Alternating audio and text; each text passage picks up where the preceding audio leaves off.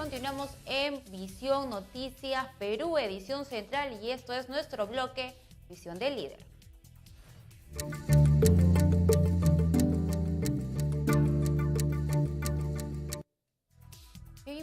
Hoy en Visión del Líder vamos a hablar acerca de un tema bastante interesante y es acerca del liderazgo en la política.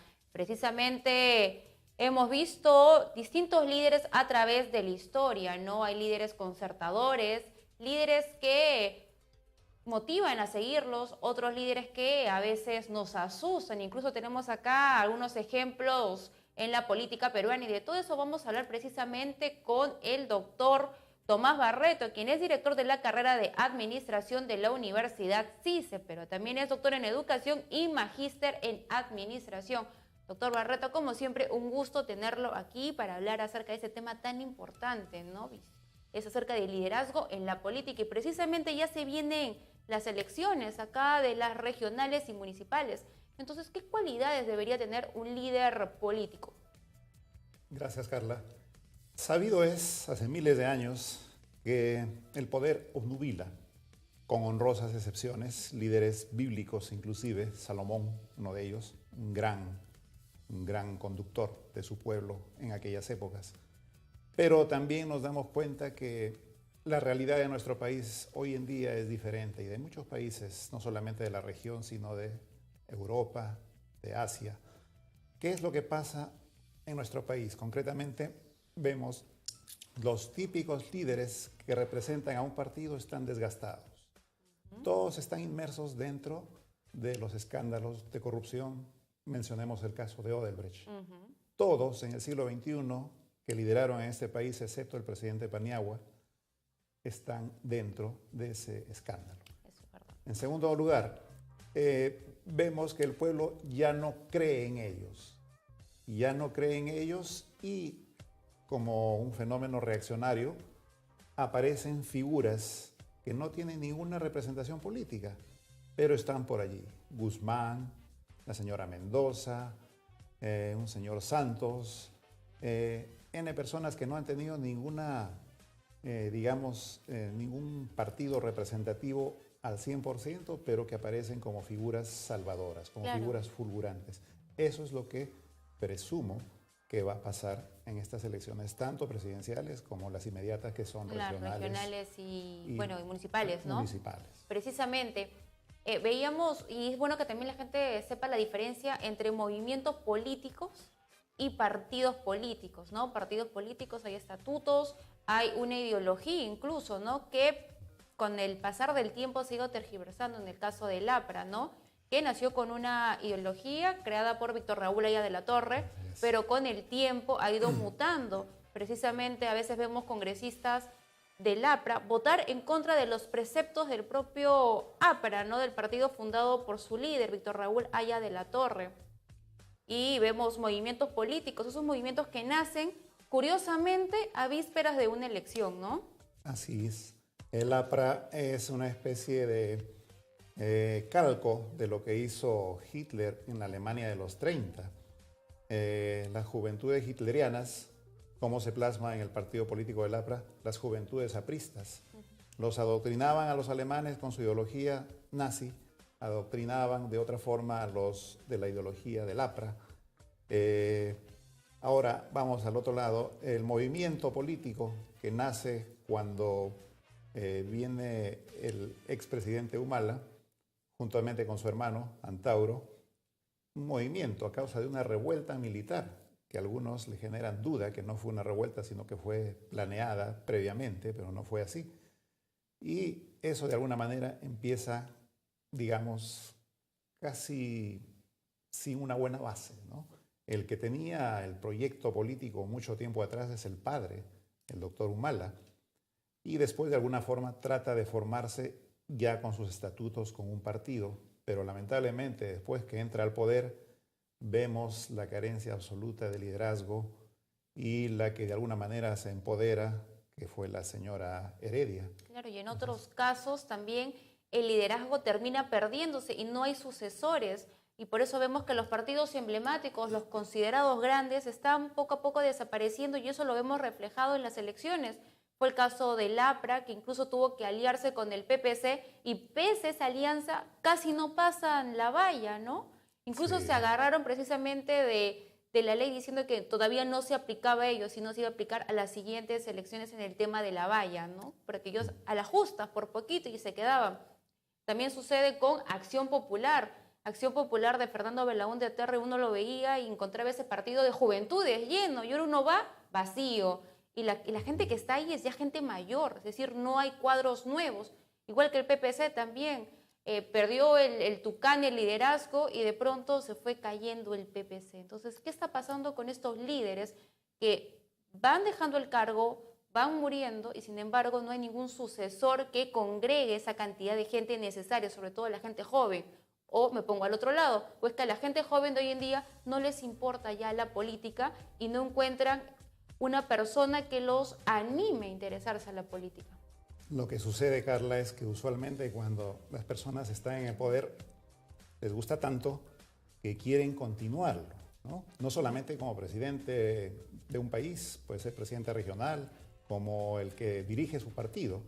Y ahí se da el fenómeno de la cratotitis. ¿Qué es la cratotitis, no? Kratos, que procede de poder, y titis, de enfermedad. Enfermedad de poder. Pues la persona se marea, se siente indispensable, se siente heredero de una alcurnia de años y quiere continuar en ese esquema, lo que no se da en la democracia, ¿no? Sabemos que a partir de la Revolución Francesa es donde el pueblo toma, digamos, el control del poder, controla el poder a través del Congreso y lo fiscaliza a través de la justicia, ¿no? Entonces, ya no hay, digamos, el líder absoluto, el líder que mientras más poder absoluto tiene, más extremismo llega. Claro. Vemos hace miles de años atrás Calígula, y si lo vemos más cerca, en el siglo XX, en el año 60, con Leonidas Trujillo, en República Dominicana. Más de 30 años en el poder, y las tremendas cosas terribles que hizo, ¿no? Los extremos a los que llegó. Claro, en realidad también Fidel Castro, ¿no? Porque a veces llegan estas personas, en el caso estamos hablando de la izquierda, ¿no? Estos proclamados elegidos para romper con un régimen dictatorial, ¿no? A lo mejor la idea es romántica, en teoría suena bien, pero llegan al poder y muchos de ellos, caso Fidel Castro, se quedan ahí, ¿no? Anclados, sin dar pase a que otras personas lo sucedan. Más de 50 años perennizado en el poder. Solamente la carencia de salud hizo que entregue el poder a su hermano. Y quizás te has dado una vuelta por Cuba, o cuando lo hagas, vas a ver realmente cómo es ese país, ¿no? Claro, efectivamente. Dicen que la educación transforma un país. Hay profesionales. El analfabetismo es mínimo o cero analfabetismo. Sin embargo, un profesional te gana 20, 25 dólares. Lo mismo que gana un taxista paseando a turistas. Sí, eso es verdad. Eso es verdad, porque justo yo también fui a Cuba para el Festival de La Habana y veías a las personas muy letradas. Sin embargo, había gente con títulos que hacían taxi, no daban servicio a los turistas. Pero de todas maneras, yo, al menos mi percepción es que era un país bellísimo, pero suspendido en el tiempo. Exacto. Con esas casas estilo colonial, pero ahí, ¿no? Sí. Como si fuera una foto antigua. No había una mejora, no había un cambio, ¿no? Un cambio para bien. Cosa diferente, por ejemplo, en España, para citar un lugar, San Sebastián, que es la ciudad vasca, ¿no? Ahí encuentras la carcasa de las infraestructuras, es antigua, pero por dentro hay modernidad. Entonces, hay una especie de contraste ahí, ¿no? De cómo ha ido evolucionando. Así, en los contrastes del manejo político, ¿no? En los contrastes del manejo político, el sentido común de que quien termina su gobierno debe dejar y que continúe en el mismo programa, tener un plan estratégico nacional. Y adecuarse, discúlpeme doctor, adecuarse también a los tiempos, ¿no? Uno ya no puede estar pensando no sé, en el caso de la izquierda, instaurar tal vez las políticas de Marx, porque ya no funcionan, ya el tiempo cambió, son otros tiempos, incluso en Rusia, en cualquier otro lugar donde se aplicó, no funcionó. ¿Por qué pensar que aquí va a funcionar? No funcionó en un país mucho más grande que este, acá tampoco funcionaría. La perestroika en el año 1989 lo demostró, la caída del muro de Berlín. Rusia mantiene su ideología, pero aperturada al capitalismo. Todas las marcas, todas las franquicias internacionales, lo mismo que en China, porque se han dado cuenta que es lo que da trabajo. La ida y venida de capitales, de tecnologías, la globalización realmente es un beneficio para todas las personas. No es perfecta, como la democracia no es perfecta, pero al menos en nuestros tiempos es la forma más adecuada para vivir y desarrollar. Efectivamente, entonces veíamos que a lo largo del tiempo estos líderes, incluso cuando di pase al blog que mencionaba que hay liderazgos que dan miedo, y me refería precisamente a Hitler, ¿no? Hay liderazgos que son positivos y otros que son negativos, que pueden incluso terminar en masacres, como el caso de Hitler, por ejemplo, en Alemania y en diferentes partes del mundo donde Alemania llegó a invadir. Así fue. Nos remontamos a los 90, en nuestro caso, imagínate, cuando el Partido Comunista, el presidente Gonzalo, autodenominado, ¿no?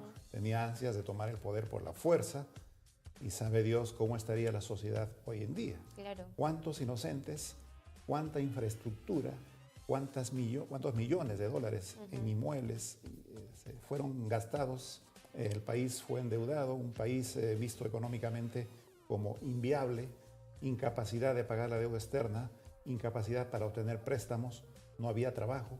En aquellas épocas yo estaba en un esquema de un reinicio, recuerdo, porque en algún momento de mi vida pertenecía al ejército del Perú y laboré en ese momento. Y la cosa era muy difícil la subsistencia en aquella época, ¿no? Emigro, tomo otro camino. Realmente las personas en el Perú, muchos se fueron, no había trabajo. Un egresado universitario no tenía la opción de ocuparse, todo el mundo salía. Las cosas han cambiado drásticamente, hoy día felizmente estamos totalmente a la inversa, la otra cara de la moneda. El crecimiento económico se mantiene, tenemos muchos recursos minerales, de fauna, de flora, pero lo interesante es que se mantenga, como insisto, en un plan estratégico de desarrollo nacional que se continúe, tal como lo hace Chile, tal como lo hacen diversos países, claro, pero que lo sigue, ¿no? Que se ajustan al momento, al tiempo, porque ya los tiempos han cambiado y es un mundo globalizado y en realidad hay que adecuarse, ¿no? Obviamente sin que las personas pierdan sus beneficios. No se trata de esto, la explotación del hombre por el hombre, sino de que adecuarse a las nuevas tecnologías, a los nuevos convenios, pero siempre respetando, ¿no?, a la población, que los derechos no sean vulnerados. Pero quería preguntarle, doctor, ¿qué pasa ahora con los partidos políticos? Si bien es cierto, hablábamos que el liderazgo ya se ha perdido tal vez porque los líderes políticos que vemos hoy en día en los distintos partidos como movimientos políticos están millados, ¿no? La imagen de ellos está mellado debido a estos actos de corrupción en los que están inmersos, y por citar uno, usted mencionó Odebrecht, ¿no?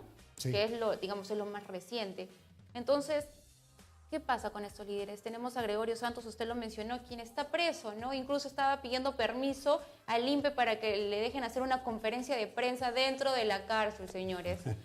Y vemos un montón de candidatos que tienen un rosario de denuncias, Coco Giles incluso, que pretende postular pese a que tiene una sentencia vigente, y también la inhabilitación para ejercer el cargo público por 3 años. Entonces, ¿qué está pasando? Vemos a esta gente que está invadiendo, está tentando un cargo público pese a que arrastra denuncias, ¿no? Y que éticamente obviamente están incapacitados para ejercer un cargo público. Entonces, en ese tema de liderazgo, ¿qué hay que hacer? ¿Qué se puede hacer? ¿Una renovación total? Y si es así, ¿cómo se hace?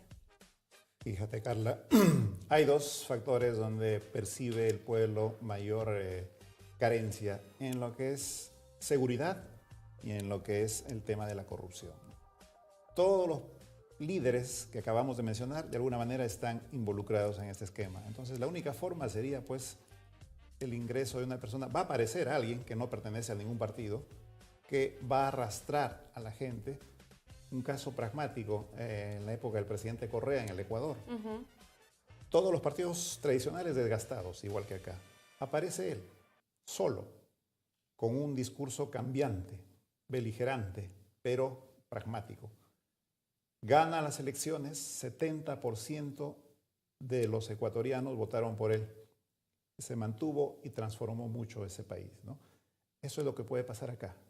Pero tiene que ser una persona capaz, preparada, una persona con capacidades, porque hoy día tiene que ser alguien que tenga conocimiento, liderazgo, finanzas, todos los temas para liderar un país. Efectivamente. Lo tuvo el presidente Correa, sí.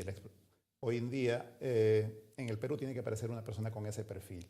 No podemos dar paso pues a un aspirante a presidente como Gregorio Santos o como el heredero de la dinastía Fujimori.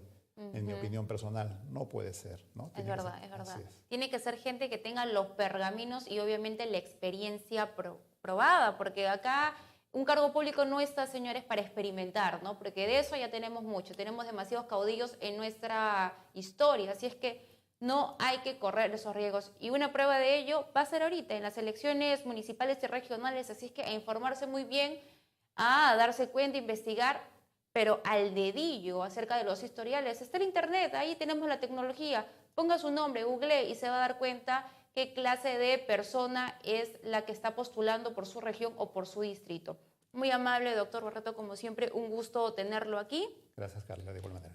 Muy bien, el doctor Barreto, como saben, es director de la carrera de Administración de la Universidad CICE y también es doctor en Educación y magíster en Administración. Así es que esto fue Visión del Líder.